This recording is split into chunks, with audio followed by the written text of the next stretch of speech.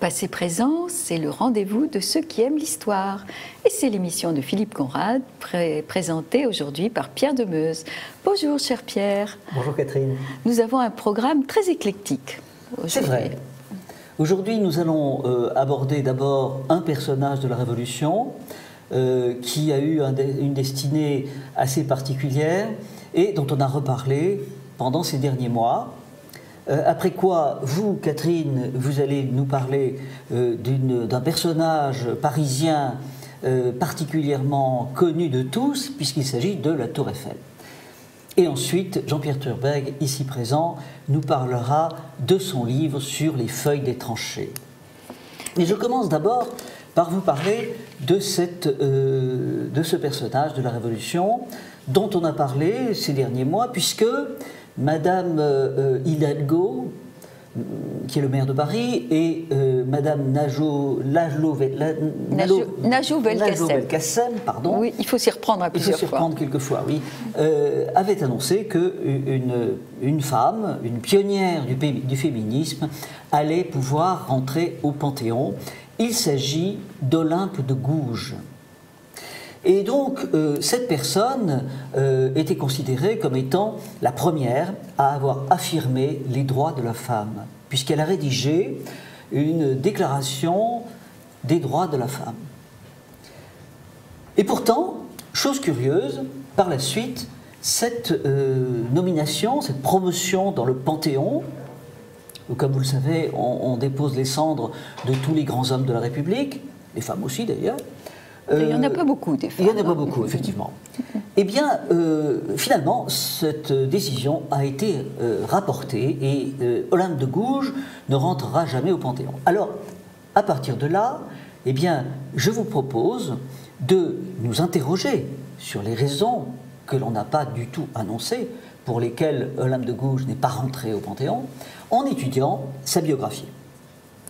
Qui était cette Olympe de Gouges ? Eh bien, elle est née à Montauban en 1748, une très jolie ville du Languedoc. On ne devrait jamais quitter Montauban. Ah, c'est vrai. Surtout elle. Absolument. Et donc, Olympe de Gouges est née dans une famille de la petite bourgeoisie qui était devenue assez aisée dans le commerce du drap et qui exerçait une profession de commerçant. Elle reçoit une très bonne éducation et quand elle a 17 ans, on la marie à un monsieur qui s'appelle Aubry, Louis Aubry, et qui est traitant, c'est-à-dire qu'en fin de compte, il est fournisseur de l'intendant, on dirait aujourd'hui le préfet. Le préfet, on ne parlait pas de département, on parlait de généralité. L'intendant de Montauban est son client. Et donc, elle épouse cet homme qui a 20 ans de plus qu'elle et qui lui donne un fils. Et ce fils qui s'appelle Pierre sera par la suite un officier de la République. En fait, cet époux de Olympe de Gouges ne va pas rester longtemps là, parce qu'au bout d'un an, il meurt emporté par une crue du Tarn. Mais je crois que c'était pas une vraie perte, hein, ce monsieur. C'était un type rustre. Oui, sans doute. En tout cas, Olympe de Gouges n'a pas donné l'impression de l'avoir beaucoup regretté. Voilà, c'est une veuve. Veuve, mais pas trop. Voilà. Mais il faut savoir une chose, c'est que Olympe de Gouges, nous l'appelons ainsi, mais elle n'est pas née sous ce nom. En fait, elle est née Marie Gouze, avec un Z. Seulement, après la mort de son mari, eh bien, Marie Gouze, qui avait hérité une certaine fortune de ses parents et aussi de son mari, décide de monter à Paris. Et alors, elle part à Paris, mais évidemment, Marie Gouze, ça faisait un peu provincial, elle décide de changer de nom et de prénom. Donc, elle prend le second prénom qu'elle avait, Olympe, ça fait quand même plus chic, et surtout, elle rajoute une particule à son nom, et on la connaît à partir de là sous le nom d'Olympe de Gouges. Et là, à Paris, elle va se lier avec un certain nombre de gens, elle va avoir des liaisons amoureuses, et en particulier une liaison avec un certain Jacques Dietrich de Rosières, qui est fournisseur des armées, qui est un homme assez riche et qui va pendant toute sa vie lui apporter un soutien. Il lui demande d'ailleurs de l'épouser. Mais elle refuse. Mais elle refuse avec quelque chose, avec une réponse qui est un véritable slogan, n'est-ce pas? Et qui est bien dans son esprit. Elle dit: le mariage et le tombeau de l'amour. Bien. Donc, elle décide de garder sa liberté. Hein, déjà, vous voyez, la féministe commence à percer. Et elle habite dans ce qui est aujourd'hui le 6e arrondissement, rue Servandoni. À l'époque, c'était la rue des Fossoyeurs, n'est-ce pas? Et elle va avoir des fréquentations assez brillantes. En particulier, elle fréquente le salon de Madame de Montesson, qui était l'épouse morganatique, bien que le terme ne soit pas tout à fait exact, mais enfin, en gros, pour comprendre de ce dont il s'agit, l'épouse morganatique du duc d'Orléans, le père du fameux Philippe Égalité. Et là, elle commence à faire parler d'elle et elle adhère à la maçonnerie. Déjà, si vous voulez, elle commence à vouloir entrer dans cette société et d'ailleurs, elle se fait publier son nom dans l'annuaire des personnes, l'almanach de Paris, qui était l'annuaire des personnes de condition, comme on disait, le bottin mondain de l'époque. Et on la retrouve dans cet annuaire parmi les gens qui sont un peu en pointe à Paris. Mais ça ne lui suffit pas d'être une mondanité, il lui faut également devenir écrivain et elle décide d'écrire des pièces de théâtre. Et là, c'est un peu difficile pour elle parce que vous savez qu'à l'époque, le théâtre est encadré, il y a une réglementation qui encadre le théâtre, on ne fait pas ce que l'on veut. Et elle décide de monter une troupe théâtrale sans avoir pour autant l'accord du roi. Mais finalement, grâce à ses relations, elle pourra le faire et elle va passer dans toute la France, donner des représentations dans toute la France. Mais elle a quand même des ennuis parce que Olympe de Gouges va faire, sans l'autorisation de l'auteur, une suite au livre, à la pièce de Beaumarchais, n'est-ce pas, Le mariage de Figaro. Et là, évidemment, c'est tout à fait regrettable parce que Beaumarchais n'est pas d'accord. Et il va le faire savoir et il va la poursuivre de sa haine. Mais elle a la particularité, cette dame, d'avoir beaucoup d'ennemis et finalement de s'en accommoder assez bien. Et puis, les années passent et elle s'intéresse aux événements car à ce moment-là, on est en 1788 et ce sont les États généraux qui sont réunis. Hein. Il va y avoir les débuts de cette révolution, cette grande révolution à laquelle elle va participer pour son malheur. Olympe de Gouges s'intéresse aux événements, elle constate avec enthousiasme que la société va changer. Et elle écrit des libelles à destination des députés des États généraux, dans lesquels elle explique qu'il faut instaurer le divorce, il faut modifier la réglementation fiscale, créer un impôt volontaire. Oui, un impôt volontaire. Oui, un impôt volontaire que tout le monde paierait, avec plaisir sans doute. Avec plaisir, bon, oui. Bon, là, évidemment, je ne suis pas sûr que ces mesures soient très réalistes, mais enfin, elle n'hésite pas à les avancer. Et elle exprime en tout des bons sentiments et une naïveté tout à fait sympathique. Mirabeau dira d'Olympe de Gouges, si cette femme n'avait pas de fusée dans la tête, elle dirait des choses excellentes.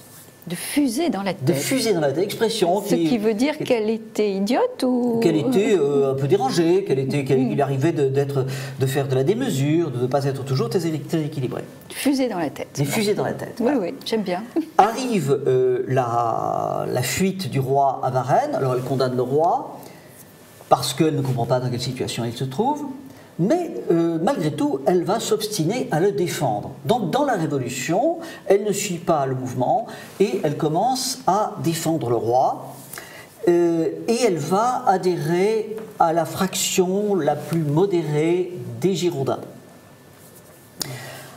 Les Girondins qui ont eux aussi pas mal de dames tout à fait de premier niveau, puisque parmi les Girondins, vous avez Charlotte Corday, oui. Hein, bien connue, qui n'a pas été proposée pour aller au Panthéon, elle, et Madame Roland de la Platière, l'épouse du ministre, qui également est passée à la postérité. Et toutes ont eu un sort similaire. Exactement. La Révolution dévore ses enfants. Exactement.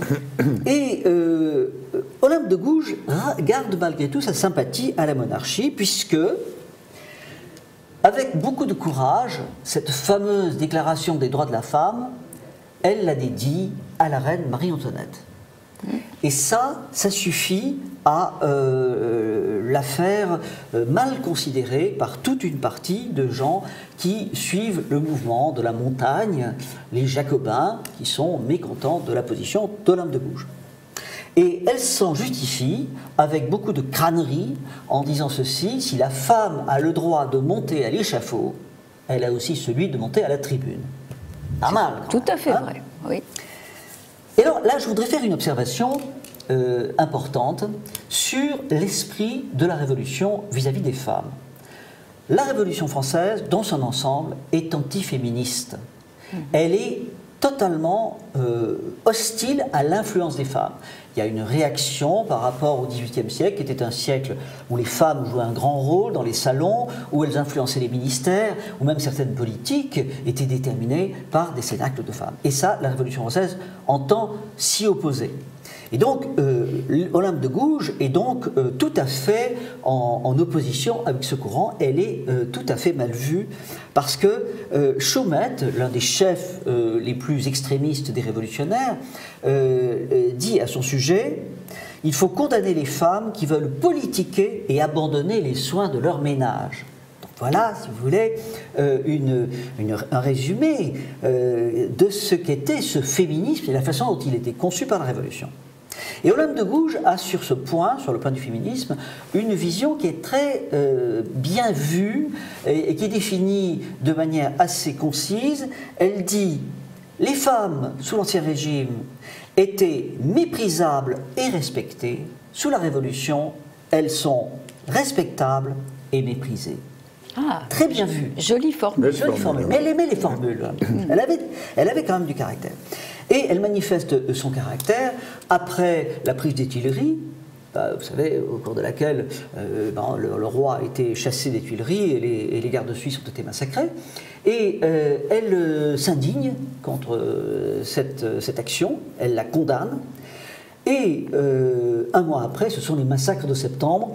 Vous savez, les massacres de septembre, c'est cette occasion où les sans-culottes vont dans les prisons et massacrent pêle-mêle tout ce qui s'y trouve, aussi bien les royalistes, les aristocrates, les artisans qui manifestaient du mécontentement au sujet de l'édit du maximum, et les prostituées. Tout le monde est tué en même temps. Tout le monde est tué. On est en 1792, là. C'est cela, en 1792. Septembre 92. Septembre 92. Et donc, elle condamne les massacres de septembre avec beaucoup de courage. Et ça suffit pour elle à devenir la cible des Jacobins, des montagnards, ce qui ne l'empêche pas de continuer à écrire et à publier. Et quand le roi est mis en accusation, elle se propose, elle qui n'était pas avocat, à le défendre. Elle se propose de le défendre, ce qui est quand même extraordinaire. Remarquable. Mais tout le monde se moque d'elle, enfin la faction révolutionnaire de la nation se moque d'elle, et elle est insultée copieusement par tout le monde. Eh ben, elle remonte dans mon estime. N'est-ce pas? Elle a quand même de bon côté. Après la chute des Girondins et leur exécution, eh bien, elle va maintenir sa position et elle demande que l'on fasse un référendum pour décider quel sera l'avenir de la France. C'est pas de nos jours qu'on verrait ça. Ah non, ça c'est bien vrai. Et ce qui fait que elle est arrêtée le 20 juillet 1793 et elle est inculpée le 6 août, ça allait rapidement, et elle est maintenue en captivité pendant 3 mois, une dure captivité, où elle a été soumise à pas mal de privations, et finalement elle est jugée le 2 novembre. Elle déclare qu'elle est enceinte, alors on ne sait pas si c'était vrai, c'est Fouquier-Tinville qui a été le médecin qui a jugé qu'elle ne l'était pas. Je ne sais pas s'il avait des compétences pour ça. Fouquier-Tinville, on sait ce qu'il faut en penser. Tout à fait. Et finalement, elle est guillotinée sous 24 heures, 3 semaines après que la reine Marie-Antoinette l'ait été. Et cette mort fait un certain bruit, à tel point que son fils, qui est général de la République, se voit imposer l'obligation, sous peine d'être inculpé lui-même, de renier sa mère, par une profession de foi civique où il témoigne que eh bien, sa mère était une grande coupable. Mais quelle horreur! Cette révolution est vraiment une horreur, d'un bout à l'autre. C'est pas moi qui vous contredirai. Donc il est maintenant temps de répondre à la question que nous avons posée. Pourquoi Olympe n'a pas été mise au Panthéon? Eh bien, la réponse, je crois que vous l'avez comprise, elle est évidente. C'est qu'aujourd'hui, l'idéologie qui sous-tend les institutions de la République justifie toujours la terreur, n'est-ce pas? Marat et Robespierre sont toujours des héros, et chaque fois que l'on a voulu revenir sur le passé en regrettant certains actes de la Révolution, on s'est heurté à un refus. C'est ainsi que le fait que le petit roi Louis XVII ait été emmuré vivant à l'âge de 7 ans n'est pas un acte critiquable. Le massacre des Suisses est également quelque chose de justifié, à tel point que Delanoë, l'ancien maire de Paris, a refusé que l'on y dépose une plaque à leur mémoire, n'est-ce pas? La Vendée, les massacres de Vendée, les tueries de septembre sont justifiés par l'histoire. Donc, 215 ans après qu'on ait coupé la tête d'Olympe, eh bien, il est évident qu'on ne peut pas, avec elle, célébrer les victimes de la Révolution, car il faudrait également mettre au Panthéon bien d'autres qui en sont les victimes, comme André Chénier, Lavoisier et bien d'autres. Donc, dans leur logique, ces gens qui ont refusé que l'on fasse rentrer Olympe de Gouges au Panthéon ont raison. Et comme le disait Clémenceau, oui, la Révolution est un bloc. Oui, et quel bloc, quelle horreur. En tout cas, bravo Olympe, parce que j'avais plutôt une mauvaise opinion d'elle, et elle remonte vraiment dans mon heureux d'avoir pu... et puis quelqu'un qui a traité Marat d'avorton et Robespierre de criminel est plutôt sympathique. Nous nous retrouvons tout de suite après ces mots définitifs.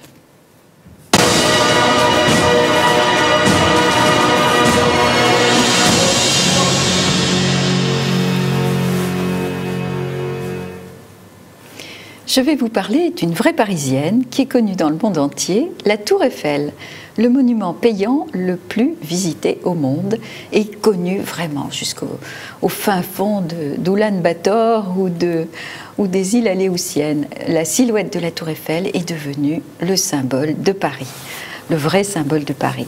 Mais comment est-elle arrivée à Paris ?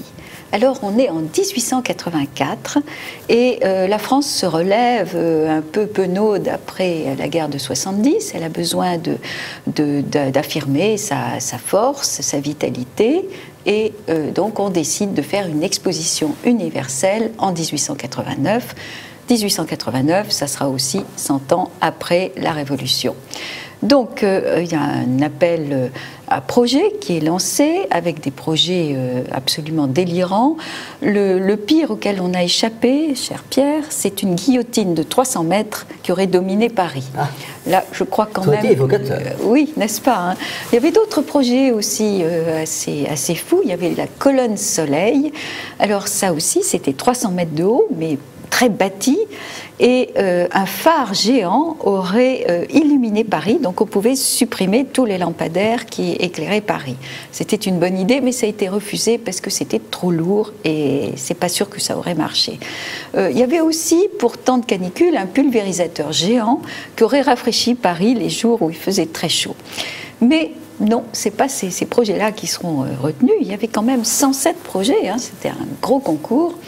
Et ce sont deux ingénieurs de M. Eiffel, de Gustave Eiffel, Maurice Coquelin et Émile Nouguier, qui vont se lancer sur l'idée d'une tour en fer de 300 mètres de haut et 125 mètres de côté au sol.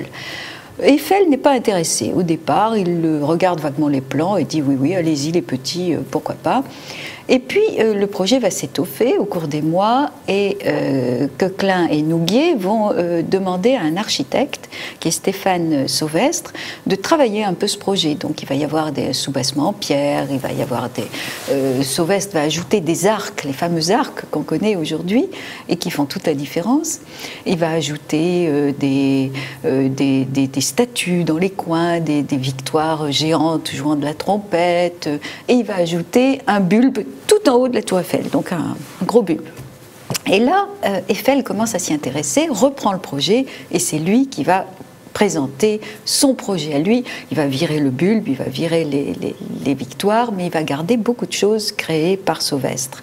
Et évidemment, il va gagner le concours de très loin. Et c'est pas évident parce qu'il y a une immense levée de boucliers contre ce projet. Alors on sait tous les ennemis de la Tour Eiffel, dont vous, cher Pierre, mais vous n'étiez pas à cette époque. Léon Bloy, qui était toujours terrible, parle de lampadaires tragiques, de fanal, de naufrage et de désespoir. Huysmans va parler du suppositoire solitaire et criblé de trous. On va avoir la ridicule cheminée d'usine de Maupassant, la silhouette disgracieuse, difforme, confuse, et cette horreur inutile et monstrueuse qui va écraser par sa masse tous les si beaux monuments de Paris. Mais Eiffel tient bon et dit « Vous verrez, ma tour aura sa propre beauté ». Alors il reste à la construire, et ça c'est vraiment un exploit technique extraordinaire, et on peut donner un grand coup de chapeau aux ingénieurs du 19e siècle, et en particulier à toute l'équipe d'Eiffel. Il va y avoir 50 ingénieurs, près de 5500 dessins au millimètre près, parfois même au-dessous du millimètre, et petit à petit, les morceaux vont sortir de l'usine de Levallois-Perret. Donc tout va être fait à Levallois-Perret. La tour est en fer, et en fer pudelé. Le fer pudelé, c'est un fer débarrassé de ses scories, beaucoup plus par un procédé technique anglais qui nettoie le fer et qui le rend plus résistant, plus léger, etc. Ça sera un énorme chantier qui va durer 2 ans et 10 mois et 5 jours, donc plus long que prévu, ça va coûter plus cher que prévu. Il faut dire qu'il y a quand même un gros boulot, 2 500 000 rivets à placer, 4 hommes pour chaque rivet, 4 hommes. Donc un gros travail. Le chantier, quand même, se passe sans incident. Eiffel a interdit l'alcool sur le chantier, donc il n'y aura pas de mort, sauf un petit ouvrier idiot qui, un dimanche, pour épater sa fiancée, veut faire de l'acrobatie sur une des poutrelles du premier étage, se prend les pieds dans son pantalon et tombe. C'est le premier mort de la tour, mais c'est pas de la faute d'Eiffel, c'est de sa faute à lui. Il va y avoir une grève, quand même, qui va interrompre le chantier assez longtemps. Parce que les ouvriers travaillant au 2e étage disent à Eiffel dit-on, on prend des risques beaucoup plus graves qu'au premier étage, donc on mérite d'être mieux payé. Et Eiffel, très prosaïque, dit que vous tombiez de 60 mètres de haut ou de 250, ça ne fait pas une énorme différence, de toute façon vous vous tuez. Donc je refuse de vous augmenter. Donc situation bloquée, c'est des grèves déjà. Et puis, l'État va, au dernier moment, interdire les ascenseurs qui ne sont pas conformes. Déjà, commission de sécurité, les ascenseurs ne sont pas conformes, donc il faut les changer. Et ce qui fait que le jour de l'ouverture, il n'y a pas d'ascenseur. Donc, tous les officiels, avec la musique en tête, la Marseillaise et tout ça, doivent monter à pied. Il y a quand même 2700 marches, quelque chose comme ça. Alors, un truc drôle, c'est qu'un député qui devait être là à l'inauguration a le vertige et il a peur de monter, donc il se fait bander les yeux et tenir la main par son attaché parlementaire, et le Figaro se gaussera en disant c'est bien le symbole du Parlement aveuglé et peureux qui grimpe à la tour Eiffel. Alors qu'est-ce qu'on trouve sur cette tour? Au premier étage, on trouve des restaurants. Le premier étage est très, très grand, il y a de la place, il y a 4 restaurants, un restaurant français assez chic, un restaurant qui s'appelle le Bréban, où on prétend à un moment installer un poulailler sous le plancher du restaurant, c'est-à-dire que les poules auraient été suspendues dans le vide au milieu de la tour. Et puis ça va être abandonné. Mais c'est un grand restaurant, il y a un bar anglo-américain, et puis un endroit à choucroute, parce que Eiffel aimait beaucoup la choucroute, il était d'origine de l'Est. Ça, c'est le premier étage. Au deuxième étage, on trouve le Figaro. Le Figaro qui a une imprimerie, et donc les gens qui montent peuvent avoir leur journal du Figaro, un employé met à la main le nom du visiteur. Donc le visiteur repart avec son Figaro, qui est une preuve du jour où il a visité la tour.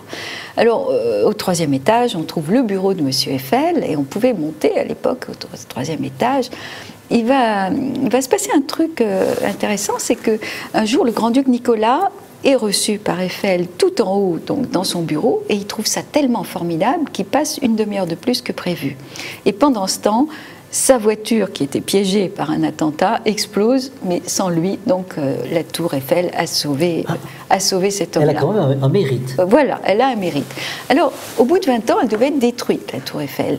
Mais évidemment, ça crevait le cœur d'Eiffel, qui décide de la sauver parce qu'elle va devenir incontournable pour tout ce qui est scientifique. Eiffel était passionné, par exemple, de météo. Ça, on ne le sait pas forcément. Donc, il va y avoir une station météo et il va faire des tas d'expériences météo passionnantes. Il est également passionné d'aéronautique et d'aérodynamisme, pardon. Donc, il fait des essais de soufflerie, de chute des corps, enfin de tas de choses scientifiques. Bien sûr, la radio, la TSF va s'installer, et c'est ça qui va sauver la tour, puisqu'on va pouvoir communiquer avec l'Amérique et avec les bateaux qui traversent l'océan. Et puis, plus tard, il y aura la télé. La première télé, ça sera là aussi. Donc, la tour devient utile. Et pendant la guerre de 14, c'est là où on déchiffre les messages ennemis. Et ma pauvre Mata Hari se fait prendre à cause de télégrammes déchiffrés sur la tour Eiffel. Voilà, la tour Eiffel a quand même fait une morte, là. Et des morts, il va y en avoir beaucoup. Hein. C'est un endroit où on se suicide beaucoup. Un peu moins ces temps-ci parce que c'est très sécurisé. Le premier mort, il va être presque tout de suite, et bizarrement, il ne va pas sauter, ce qui serait logique, il va se pendre au milieu, en s'étant mis tout nu et en ayant plié ses vêtements avec un petit mot en disant « Je lègue mes vêtements à Monsieur Eiffel, je lègue mon corps à la science et la tête à mon adjudant recruteur ». On ne sait pas ce qui était devenu de ce monsieur. Il va y avoir des tristes suicides, dont un gamin de 14 ans, un Suisse, qui est venu se suicider là après avoir raté un examen à 14 ans. Il va y avoir en 64 une jeune fille qui a le cœur brisé, qui va sauter du premier étage, donc quand même 57 mètres. Elle va tomber sur le toit d'une dauphine et elle va se relever, elle n'a rien. C'est un miracle. Par contre, la dauphine est ratatinée. Et le propriétaire de la dauphine a été furieux parce que jamais il n'a pu se faire rembourser sa dauphine. Mais en tout cas, c'est élastique, une dauphine. Plein d'histoires. Il y a l'escroc qui a essayé de vendre la tour Eiffel, Victor Lustig. Il a presque réussi. Il a encaissé un chèque. Hein. Bon, ça, c'est bravo. Plus triste, le tailleur autrichien qui, en 1912, avait inventé un costume parachute. Et on a le film terrible, on le voit hésiter. Et puis, il essaye de battre des bras avec son costume et il va s'écraser. Évidemment, ça ne marche pas. Et ce qui est curieux, c'est qu'à l'autopsie, on verra qu'il est mort de peur pendant la chute et il n'est pas mort de la chute. Extraordinaire, hein, quand même. La tour va devenir aussi un support publicitaire extraordinaire. Citroën, en 1925, qui va avoir son nom en lettres de feu sur la tour. Par contre, pendant la guerre, bizarrement, les ascenseurs ne vont pas marcher. Et les Allemands vont devoir utiliser la tour en montant à pied. Les ascenseurs ne marchent pas. Voilà, c'est comme ça. Sabotage ? Sabotage, ya. Parce que dès la libération de Paris, un petit monsieur va se glisser dans la machinerie des ascenseurs, va tourner une petite clé et, comme par miracle, les ascenseurs vont remarcher. Il va y avoir Edith Piaf qui va tomber dans le coma sur le premier étage de la tour parce qu'elle est... on ne sait pas trop ce qui s'est passé. Elle a respiré des fumigènes et elle a donc 2 jours de coma. Il va y avoir Miss Tour Eiffel en 1939. On n'avait rien de mieux à faire en 1939 que d'élire Miss Tour Eiffel. Pour pouvoir devenir Miss Tour Eiffel, il fallait faire plus d'1,75 m, c'est une dame d'1,82 m qui est élue. Voilà, et Jules Verne a dit, quand on l'a décoré de la Légion d'honneur, « Oh, moi, on me donne la Légion d'honneur parce que je suis seul homme de France à ne pas avoir été sur la Tour Eiffel. » Ben non, c'était pas pour ça. Et moi, je l'aime beaucoup, notre Tour Eiffel. À bientôt.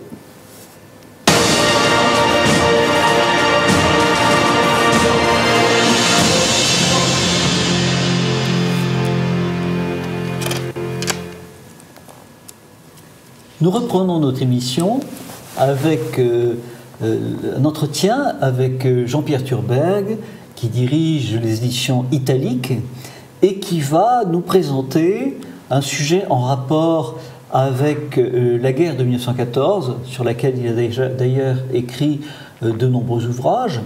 Et il s'agit d'un livre, de 2 livres plus exactement, relatifs aux journaux de tranchées, la presse que les poilus publiaient dans leurs tranchées afin de rendre leur vie plus supportable. Jean-Pierre Thurberg a donc édité 2 livres, un premier qui est un digest dans lequel il a mis un certain nombre de recensions, et puis il a réédité un livre ancien qui était introuvable sous le nom Feuille bleue horizon. Jean-Pierre Thurberg, qu'est-ce qui vous a amené à vous intéresser à ce type de sujet ? Le métier d'éditeur est un métier de hasard et de rencontre. Là, le hasard a fait que, en parlant avec Jean-Pierre Vernet, le collectionneur bien connu qui est à l'origine du musée de Meaux, j'ai été amené à feuilleter ces petits journaux de tranchées dont, j'avoue, je ne connaissais pas l'existence et qui m'ont fait découvrir un pan totalement original et un angle de vue totalement original sur la Grande Guerre que je pensais pourtant assez bien connaître. En fait, il faut dire que les journaux de tranchées, ce ne sont pas du tout des journaux de l'arrière, ce qu'on appellerait aujourd'hui la grosse presse, ce sont effectivement des petits journaux artisanaux que les poilus ont créés, ont illustrés, ont diffusé, ont imprimé eux-mêmes. Et l'explication est assez simple. En 1914, au déclenchement de la guerre, c'est la guerre de mouvement, donc par définition, marche contre marche, attaque, reflux, repli, retraite, etc. Les poilus sont très occupés. Ils n'ont pas beaucoup de temps à consacrer à leur vie personnelle, à leur vie intellectuelle. Novembre 1914, le front se fige sur une ligne, en gros, qui part de la Manche jusqu'à Belfort, et pendant 4 ans et quelques, à quelques très rares exceptions près, les lignes ne vont pratiquement pas bouger. Donc on se retrouve là à contrebattre une idée répandue tout de suite, qui est celle que les poilus étaient tout le temps au combat, tout le temps sous les bombardements, tout le temps exposés à la mort. En fait, non. Quand vous lisez les journaux de tranchées, vous apercevez que les poilus passaient beaucoup de temps à attendre. Et l'un d'eux le proclame d'ailleurs avec une certaine élégance, c'est les journaux de tranchées, c'est tuer le temps en attendant d'être tué. Et ces poilus qui tout d'un coup se retrouvent à creuser des trous et à vivre un peu comme des hommes préhistoriques, figure qu'ils développeront d'ailleurs beaucoup dans leurs journaux, eh bien ils s'ennuient. Et pour ne pas s'ennuyer, ils ont plusieurs échappatoires possibles. Certains lisent, les plus intellectuels. D'autres font ce qu'on appellera des bijoux de tranchée, c'est-à-dire ils s'emparent de douilles d'obus ou de balles pour confectionner des vases, des briquets, des encriers, des crayons, etc., etc. Et puis d'autres éprouvent un manque qui est le manque d'information. Et l'un des premiers journaux du front dont on a la trace, alors ils se disputent tous pour savoir qui a été le premier, en réalité ça a été une espèce de génération spontanée où on a vu émerger à plein d'endroits différents du front, à peu près en même temps, de façon quasi simultanée, des titres, alors je vous en cite quelques-uns, les boyaux du 95e, l'écho des marmites, le petit écho du 18e, l'écho des guitounes, le canard poilu, la ouèvre joyeuse, la grève générale, le rigole-boche, tout ça vous donne une idée, on dirait aujourd'hui du positionnement ou de la ligne éditoriale qu'ils adoptent. On y reviendra. Mais ce qui est sûr, c'est que l'un de ces premiers journaux décrit ainsi l'acte fondateur de leur support. L'un des poilus qui rouspètent, on sait bien que les Français sont une nation de grognards, qui s'ennuie, dit c'est quand même dramatique, on est là et on n'a pas de journaux. Et un Gavroche du coin lui lance, t'as pas de journaux, ben t'as qu'à en faire. Et effectivement, l'idée fait son chemin. Le poilu en question le prend au mot, va voir le secrétaire du colonel, lui emprunte de quoi écrire, de quoi dessiner, du papier, et puis crée cette première feuille qui s'appelait probablement Le Poilu. Si on en croit la reconstruction chronologique que j'ai essayé de faire, c'était sans doute Le Poilu. Et ce journal va naître avec des rubriques régulières, comme dans la grande presse. C'est à la fois comme la grande presse et c'est le contraire de la grande presse. Et je m'explique. Ce dont les poilus souffrent beaucoup pendant la Grande Guerre, c'est l'image qu'on donne d'eux. Alors il y a deux façons de lutter contre l'image qu'on donne de vous, c'est d'en créer une autre, ou de caricaturer tellement celle qu'on donne de vous, que finalement tout le monde comprend que vous n'êtes pas ce qu'on veut représenter. Et c'est assez bien fait dans les journaux de tranchées. Il y a toute une partie quasi anthropologique où les poilus se décrivent pour montrer qu'ils ne sont pas du tout les bêtes... les hommes quasi préhistoriques qu'on a voulu dépeindre à l'arrière, mais qu'ils sont des gens civilisés, qui sont cultivés. Et plein d'humour. Alors, là aussi, on y reviendra, mais effectivement, une des premières choses qui frappe, il y a deux ou trois choses qui frappent tout de suite. C'est la raison pour laquelle, pour répondre à votre question, je suis un peu tombé en arrêt devant ces journaux de tranchées. D'abord, c'est extraordinairement drôle. Souvent un humour grinçant, mais toujours drôle, avec des à peu près, des approximations, des maximes, des descriptions, des pastiches, des poèmes, des chants qui ont été détournés, par exemple Mamie Mimi, Mamie Mimi, ma mitrailleuse sur l'air de Maton Kiki, Maton Kiki, Maton Quinoise.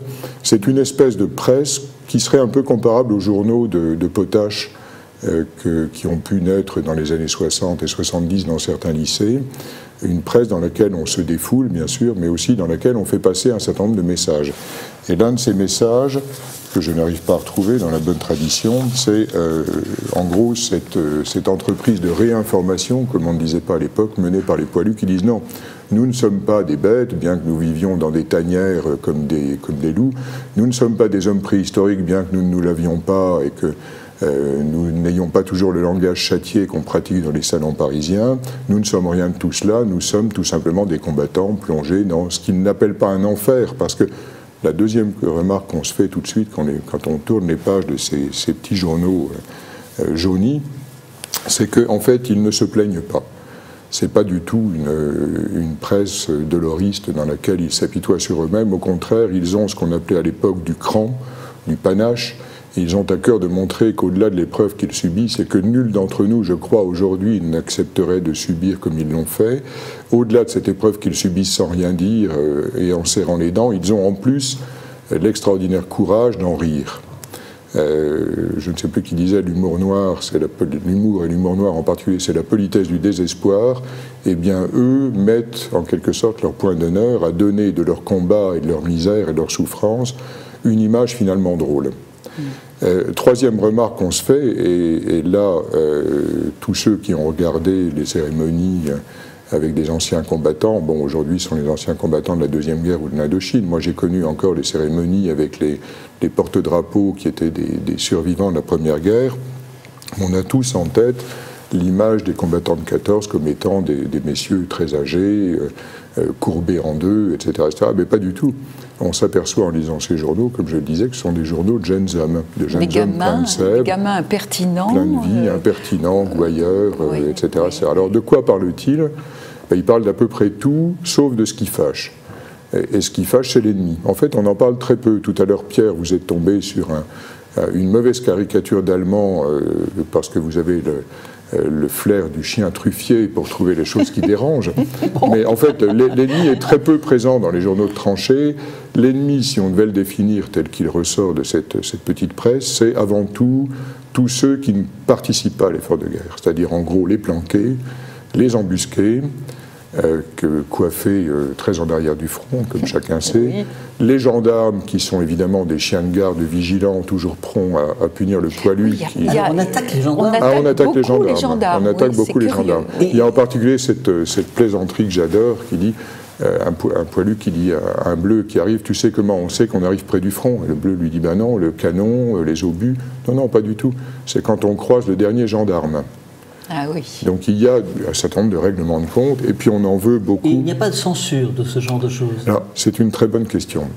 Je reproduis in extenso un article d'un auteur de l'époque qui s'appelait Turio Franchi, qui analyse de façon très pertinente, ça pourrait paraître aujourd'hui dans une revue littéraire, la valeur historique réelle de ces petits journaux. Et il dit la chose suivante, évidemment, il y a une forme d'autocensure. Même si les poilus se gaussent de tout, se moquent de tout, se montrent irrévérencieux, gavroches, etc., il y a quand même une certaine forme de respect, alors pour les institutions, ne serait-ce que la patrie, parce que les poilus sont patriotes, une forme de respect aussi pour ce qui porte galons et étoiles, même si on les traîne un petit peu, on les traîne en dérision, on le fait toujours avec certains égards, et toujours pour des côtés, je dirais, pardonnables. On dit rarement du mal des gradés, des officiers parce qu'ils sont lâches ou incompétents, on en dit du mal parce qu'ils ont la dent un petit peu trop dure. Ou parce que... Donc il y a quand même une forme d'autocensure, ne nous voilons pas la face. Mais si on relativise, comme le fait Turio Franchi, dont je viens de citer le nom, on s'aperçoit que finalement les journaux intimes, Dieu sait que les Français d'aujourd'hui aiment lire les journaux intimes des poilus dans lesquels ils découvrent une certaine forme de Il y en a des dizaines de milliers. Beaucoup. Oui. Donc le journal intime, c'était le poilu tel qu'il se voyait et tel qu'il se racontait dans son intimité, généralement à lui-même, avec l'idée peut-être qu'un jour la postérité se pencherait sur ses écrits. Le journal de tranchée, lui, il n'est pas destiné au cercle proche ou même à soi-même, il est destiné à être publié. Donc ça n'est pas l'image du poilu tel qu'il se voit, c'est l'image du poilu tel qu'il voudrait qu'on le vit. En clair, le journal vise à donner, à installer une certaine image du poilu, je le disais tout à l'heure, contrebattre une forme de dévaluation ou de dévalorisation qui était trop courante à l'époque, et puis évidemment un petit peu en rajouter dans le côté un peu bravache, matamore, mais sans excès. Alors, avant de continuer, Jean-Pierre Thurberg, un mot sur le côté pratique. Donc, c'est écrit, c'est composé plus ou moins dans les tranchées, ou pas loin des tranchées, et après il faut bien que ça soit imprimé. Donc là ça part à l'arrière, mais jamais très loin. C'est effectivement une des questions qu'on se pose rapidement. Comment faisait-il, oui. Là encore sous un déluge de fer et de feu, pour d'abord écrire les textes, les illustrer, parce que c'est plein de petits dessins, de caricatures, etc.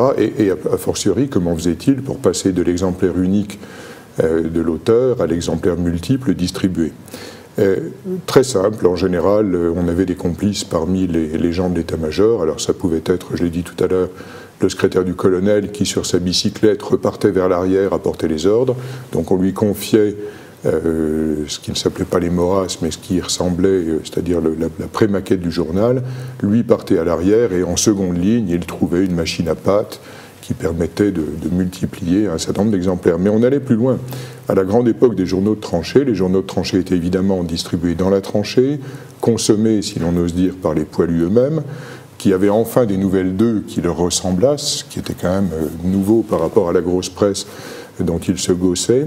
Mais on avait des journaux qui tiraient à plusieurs milliers, voire plusieurs dizaines de milliers d'exemplaires, et qui étaient vendus à l'arrière, en particulier à Paris. Il y avait un point de vente où la population civile pouvait se procurer les journaux de tranchée. Tout simplement parce que là encore, avec un jeu de complicité, et on peut faire confiance au système D du français pour que cela se passe bien, il y avait des espèces de relais de poste qui faisaient que le journal naissant ou virtuel, petit à petit, repartait vers une ville plus tranquille, où on pouvait le mettre sous presse, dans de véritables presses. Par exemple, ma ville natale de Belfort, j'ai retrouvé des scènes de poilus qui étaient sur les champs de bataille des Vosges et qui faisaient redescendre, c'était facile parce que la ligne de pente s'y prêtait, qui faisaient redescendre leur maquette vers Belfort, où une imprimerie amie, l'imprimerie du Lion, je peux citer son nom parce qu'il est beau et patriotique, l'imprimerie du Lion imprimait ce journal qui était ensuite réacheminé vers l'avant, là encore avec des jeux de connivence d'autres poilus ou d'infirmiers ou de personnel qui apportait les subsistances, et puis éventuellement reventilé vers l'arrière, encore une fois, pour être distribué dans les grandes villes. Y avait-il des petites annonces? Alors, il y avait énormément de petites annonces, mais elles étaient toujours ce qu'on appellerait aujourd'hui des hoax. Elles étaient bidons, comme on disait à l'époque, le bidon étant un animal familier chez le poilu. Il y a des odes au bidon, des odes au pinard, des odes au tabac. Les petites annonces étaient généralement, un petit peu à la manière de Pierre Dac, des plaisanteries. D'accord. J'en ai pas en tête, mais si les téléspectateurs veulent feuilleter ce livre et plus encore s'y pencher, ils en trouveront un certain nombre qui sont vraiment très drôles. Il y avait autre chose qui était là aussi du ressort du comique, qui était ce qu'on a appelé dans l'édition des brèves de tranchée, qui sont un peu l'équivalent des brèves de comptoir qui ont fait Florès il y a quelques années au XXe siècle. Ces brèves de tranchée, c'était en fait des aphorismes, des pensées, des jeux de mots, des calembours qui étaient prononcés à la volée dans la tranchée et que le petit journaliste, qui était généralement un amateur, surprenait, notait dans un coin de son carnet et remettait dans le journal qui paraissait. Ce qui fait que là, on avait un circuit très court entre le poilu qui avait prononcé la parole immortelle qui était noté par le petit rédacteur et le poilu qui découvrait la nouvelle, c'était quasiment l'arc réflexe. Là, il y en a une qui me vient à l'esprit parce qu'elle est terrible dans cet humour noir. Ne vous creusez pas la tête, un obus le fera pour vous. Oui, alors terrible, c'est toujours, évidemment, il y a deux lectures. Il y a la lecture au premier degré qui est de dire ils s'amusaient, ils avaient un courage fou, ils arrivaient à garder le sens de l'humour dans la tranchée. Puis il y a la lecture un peu plus sombre au deuxième degré, qui permet effectivement de deviner le réel tel qu'il voulait qu'on le devine sans pour autant être explicite. Une des différences entre la grosse presse parisienne et les petits journaux de tranchée, c'est que là on ne cachait rien mais on le disait de façon délicate. Et puis il y avait des aphorismes qui étaient faits pour le côté humoristique, par exemple. Quoique, là encore, l'intention idéologique ne soit pas totalement absente, je tombe sur une, là, de l'Écho du Boyau, du 23 janvier 1918, Parlement, : endroit où l'on parle et endroit où l'on ment. Quand on connaît le contentieux qui opposait les poilus aux politiques, la grogne qui circulait dans les tranchées, on comprend que ce n'était pas tout à fait innocent. Une autre qui me tombe sous la main, dans la Bourguignotte. La Bourguignotte, c'était ce casque ancien dont le cascadrian avait repris la forme, ce qu'il avait fait surnommer la Bourguignotte. C'est un poilu qui est en permission, création relativement récente, puisque pendant longtemps les poilus sont restés au front sans pouvoir repartir à l'arrière. Un poilu qui dit à un civil, qui visiblement lui a posé une question sotte, et ça c'est très important aussi, cette incompréhension de l'arrière pour le poilu est un élément qui est omniprésent dans les journaux. Il lui dit « Non monsieur, nous n'avons pas encore le chauffage central dans les tranchées, mais patience, il n'y a que 26 mois que nous sommes en guerre. » Voilà le genre d'esprit que l'on peut trouver dans ces journaux. Je me souviens d'une petite histoire. C'est peut-être une vraie histoire, une histoire. Je ne pense pas que ça soit totalement inventé. C'est deux types couverts de boue qui sortent des tranchées. Ils ont subi vraiment un pilonnage terrible. Il y en a un des deux qui dit à l'autre : « Ah, mon vieux, ils m'ont foutu caporal. » Et l'autre dit : eh ben, moi, mon vieux, ils m'ont foutu général. Oui, c'est bien possible que ça soit vrai. C'est une véritable anecdote, vous avez raison de la citer. En fait, c'est un poilu complètement lessivé par le combat qui s'assied sur un tronc d'arbre en deuxième ligne. Un autre vient s'asseoir pesamment et sans le regarder, il lui parle. Et seulement après la réplique, il s'aperçoit qu'il s'agit de son général. L'autre constatation qu'on fait très vite, et ça, je voudrais revenir à l'actualité sous deux formes, en lisant les journaux de tranchée, et j'encourage vraiment nos téléspectateurs à se plonger dans ce monde, parce qu'il y a tellement d'entrées différentes, tellement de regards croisés différents qu'on découvre des facettes insoupçonnées. L'aspect suivant, c'est l'extraordinaire talent des poilus. Quand on compare ça, pour ceux qui se promènent sur les sites et les blogs, aujourd'hui, des phrases généralement mal bâties avec des fautes de français, des fautes d'orthographe qu'on a parfois peine à comprendre. Quand on regarde le niveau littéraire, culturel des journaux de tranchée, on est littéralement bluffé. Il ne faudrait pas penser pour autant que seuls les intellectuels écrivaient dans les journaux. Il y avait également, absolument tout le monde. Chacun à sa mesure, chacun à son degré, à son niveau, avait à cœur de coopérer. Alors évidemment, il y avait des intellectuels, il y avait des pédants qui vous torchaient à la manière de Cyrano de Bergerac ou qui pastichaient les opérettes en vogue à l'époque. Bon, là, on sent qu'ils ont des éducations et qu'ils ont une culture supérieure à la moyenne, mais le brave poilu de base écrit de façon quasi parfaite. Ça se voit aussi d'ailleurs dans la lecture des journaux intimes, à un regard qui n'est pas du tout un regard convenu, et là aussi on mesure les méfaits des masses médias. sur la liberté de penser. Je dois dire que les poilus n'avaient pas leur comprenait en berne, pour parler comme eux, ils n'avaient pas non plus leur langue ni leur plume dans la poche. Et ce qu'ils disent, ils n'en voient pas dire. Sur quel sujet, par exemple? Alors, par exemple, sur les chefs, une des choses qui exaspérait les poilus, c'était des décorations ou les distinctions imméritées de celui qui restait à l'arrière à l'état-major et qui, comme il était proche de Dieu le Père, avait droit à des palmes, à des citations, voire à des médailles. Ça se comprend que ça les énerve. On parlait tout à l'heure, vous aviez à juste titre soulevé le problème de la censure. Une phrase que j'ai extraite là, des brèves de tranchée, le galon ne fait pas l'homme, mais il y contribue. Bon. Et le même continue, le meilleur témoignage sur la valeur d'un chef, c'est celui de ses hommes. Quand on lit en décalque ou en négatif, on voit qu'évidemment le témoignage apporté par une citation qui n'est pas méritée ne vaut pas témoignage d'héroïsme.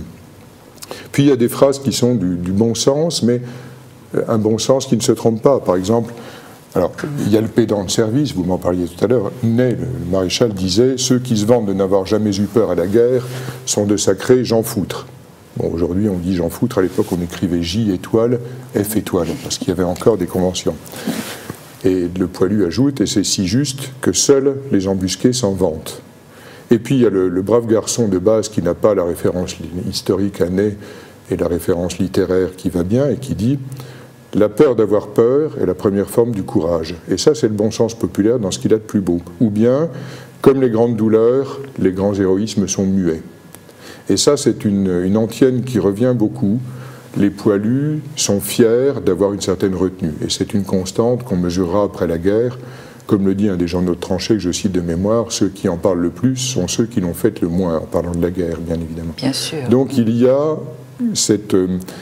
ce côté, j'allais dire, étonnamment culturel de gens qui, pour la plupart, avaient fait des études primaires et n'étaient pas allés au-delà. Et puis, l'autre chose qui frappe également, là aussi à rebours d'une forme de propagande qui nous est un petit peu infligée tous les jours, surtout en cette période de centenaire débutant, qui est la propagande selon laquelle les poilus marchaient parce qu'ils avaient la baïonnette dans les reins ou le gendarme derrière eux, prêt à les abattre s'ils n'allaient pas au feu. Eh bien non.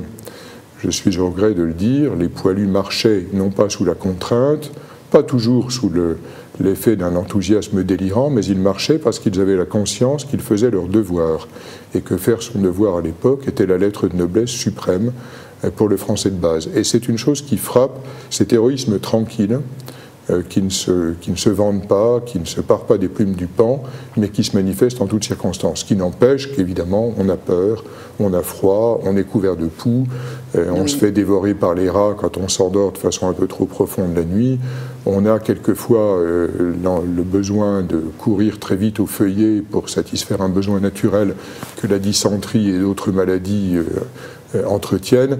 On est humain, mais on est surhumain par le fait qu'on se dépasse soi-même. Alors l'expression n'y est pas, mais elle est, à travers les lignes, elle transparaît dans chacun de ces petits journaux. Et des gens extrêmement patriotes qui aiment passionnément la France. La France est quand même sans pour autant aller jusqu'à un champ qui serait immatériel et qui serait dévalorisé parce qu'exagéré. Je vous cite le Beau Chauffage, un journal extraordinairement caustique qui dit « Mourir pour la patrie, c'est le sort le plus beau, etc. etc. » Il s'agit évidemment des paroles d'un chant patriotique, et il ajoute « Il n'y a bien évidemment que les vivants qui chantent ça. » Donc, on est courageux, on marche à la mort, on y marche le front haut avec du cran, parce qu'on a une certaine idée de soi-même et du respect que l'on doit à soi-même, mais on n'est pas dupe. Et ça, c'est une leçon humaine, je dois dire, assez... remarquable. Alors, beaucoup de sujets sont abordés dans votre livre, Jean-Pierre Thurberg. Le tabac, le pinard, c'est tellement important. Il y a une description vraiment drôle. Comment rendre l'eau potable, évidemment, avec les épidémies, l'eau souillée, etc. Alors, on la fait bouillir, on met du permanganate pour la purifier, on la filtre, puis on la jette et on boit du pinard. Donc... c'est comme ça, on prend aucun risque.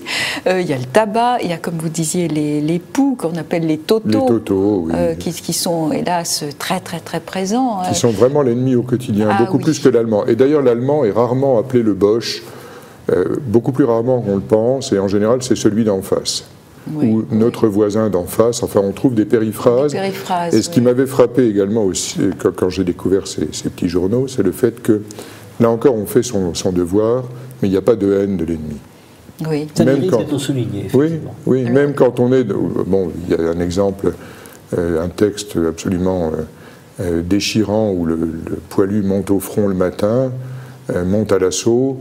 L'escouade qui est devant lui se fait tailler en pièces par l'artillerie, donc il y a des morceaux de chair humaine, des têtes, enfin je vous passe les détails horribles, et puis l'obus suivant enfouit tout ça, donc il passe sur la terre qui recouvre ce carnage qui vient de se produire, et il revient le soir, heureusement vivant après l'attaque, et un autre obus redéterre ses camarades du matin. On pourrait comprendre là qu'il y eut un chant de haine absolument brûlante contre le Boche, mais pas du tout.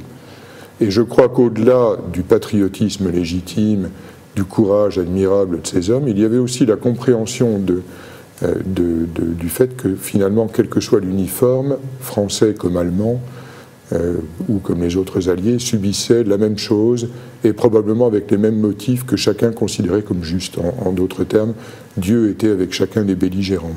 Oui, Dieu, il n'en est pas trop question dans ces journaux d'ailleurs. Alors, il y a peu d'allusions à une transcendance. En revanche, il y a une chose aussi intéressante, c'est le rôle des aumôniers. On pourrait penser que nourri de la Révolution française, du petit Père Combe et autres écrits anti-cléricaux, et des instituteurs de la République, voilà, oui. On pourrait penser que les aumôniers feraient l'objet de quolibets, de lazzi et de plaisanteries stupides. Il n'en est rien. Et là encore, je crois que la clé du respect qu'ils se sont taillés, c'est leur courage. D'abord, les aumôniers n'étaient pas des planqués, ils étaient en première ligne comme les poilus, et rien que ça forçait le respect. Ensuite, ils ont eu un taux d'attrition comparable à celui des poilus sans avoir les armes, donc ils étaient encore plus exposés que ceux qu'ils secondaient. Et puis également, ils avaient un rôle militaire et humain qui était d'être brancardiers et de secourir les blessés. Donc pour toutes ces raisons, les aumôniers sont vus de façon positive. Et à côté des aumôniers, il y avait également des prêtres et des séminaristes qui, eux, n'avaient pas demandé à être aumôniers et qui servaient dans le service actif et qui, eux aussi, s'attirent d'assez jolis commentaires. Oui, donc on ne bouffe pas du curé, comme on disait à l'époque. Et les femmes, alors, sont-elles présentes? Les femmes sont très présentes. Elles sont même l'unique objet de leurs sentiments et non pas de leurs ressentiments. Fantasmées, parce qu'elles sont loin, les femmes. Les vraies femmes, évidemment, il n'y en a pas. Même la Madelon, on la cherche en vain à 30 ou 40 km du front. C'est plutôt un bidas que la Madelon, quand qui apporte la soupe. Par miracle, le théâtre aux armées, on pense à la Grande Illusion, ce sont des hommes déguisés, ce qui n'est qu'un pauvre substitut. Les femmes sont omniprésentes, idéalisées, bien sûr, pour une bonne part. On rêve à cette femme qui est parfaite, qui soigne les enfants, qui est une présence rassurante, maternelle, etc. Puis en même temps, transparaît sous cette surface rassurante de lac immobile malgré la tempête, une inquiétude permanente qui est: que font-elles en notre absence? Est-ce qu'elles vont nous attendre? Alors voilà. Et il la manifeste, cette inquiétude. Totalement. Beaucoup de dessins tournent autour de l'embusqué aux cheveux gominés, en habit, qui sort de chez Maxime et qui va s'attaquer aux épouses fidèles restées à l'arrière avec, on l'espère, un heureux dénouement, en tout cas pour le poilu. Beaucoup d'inquiétudes. Bon, vous parliez tout à l'heure des petites annonces, en voilà une. Madame X cherche père pour son enfant. On lit immédiatement ce qui derrière n'est pas dit mais qui est bien présent. Donc la femme est idéalisée et en même temps c'est un peu du wishful thinking, comme diraient les Anglais. On imagine la femme telle qu'on voudrait qu'elle fût et non pas nécessairement telle qu'elle est. Mais pas de gaudriole, pas de... Très peu. Je vous ai lu tout à l'heure la citation du maréchal qui a été tronquée en mettant des étoiles pudiques. Très peu de gauloiserie explicite.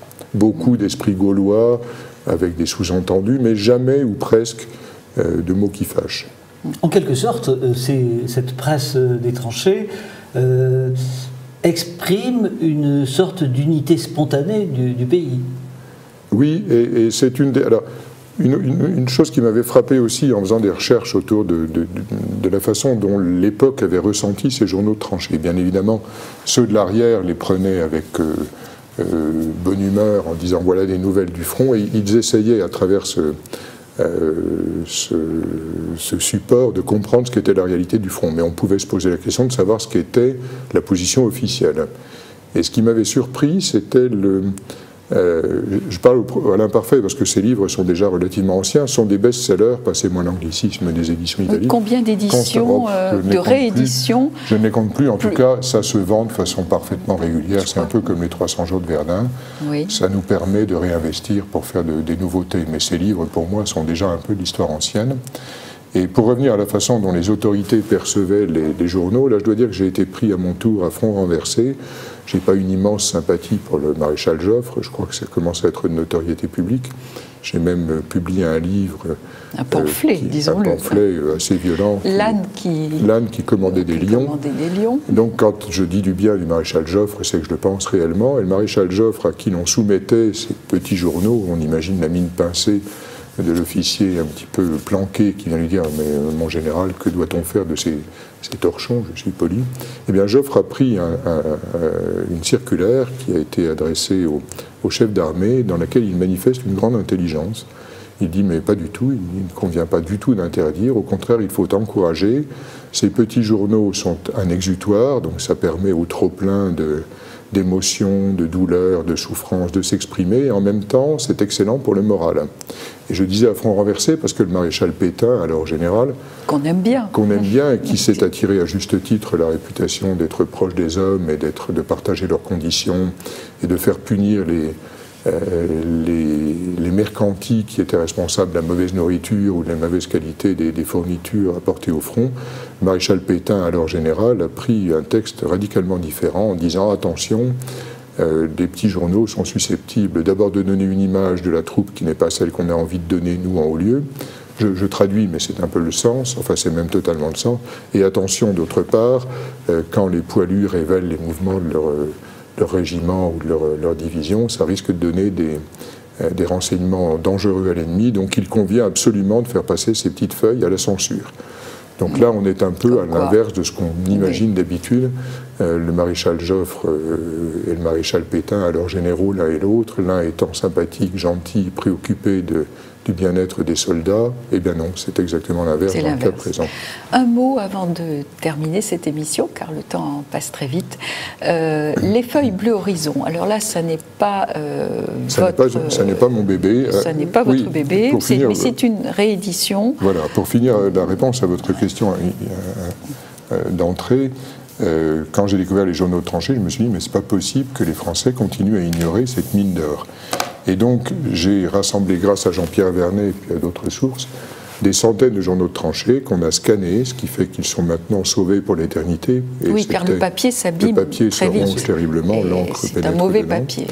Et j'en ai fait une anthologie, Mutatis Mutandis, un peu l'anthologie de la poésie française de notre regretté président Pompidou. Là, c'est l'anthologie des petits journaux de tranchée avec l'idée d'initier les lecteurs à cet univers que je ne connaissais pas, que j'avais envie de faire connaître. Et puis rapidement, c'est un peu une drogue dure, parce qu'on y découvre toujours beaucoup de choses. C'est une mine d'informations. Nous avons sorti récemment un livre sur le capitaine Simon qui était chez les chasseurs à pied. Je ne savais pas du tout où était ce capitaine avant la guerre et ce qu'il était devenu après la guerre. Grâce au journal Le Son du Corps des chasseurs à pied, j'ai pu le retracer, comme on dirait aujourd'hui, et savoir qui il était et où il allait. Donc c'est une mine d'informations, c'est une source de matière à réflexion, mais c'est aussi terriblement, comment dit-on en franglais, addictif.